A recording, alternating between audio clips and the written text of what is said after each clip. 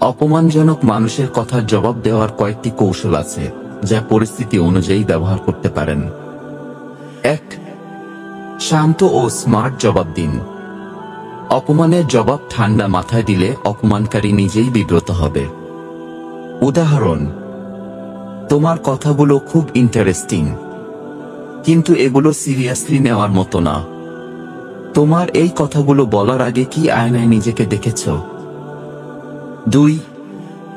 হাস্যকরভাবে উল্টো উত্তর দিন। হালকা মজা করে উত্তর দিলে পরিস্থিতি সহজ হয়ে যায়।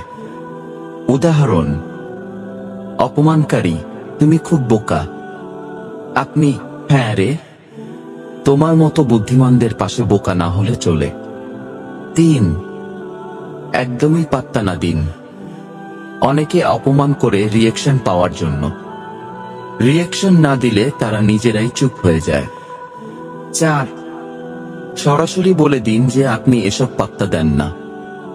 উদাহরণ: তোমার কথাগুলো আমার জীবনে কোনো পরিবর্তন আনবে না, তাই সময় নষ্ট করতে চাই না। ৫.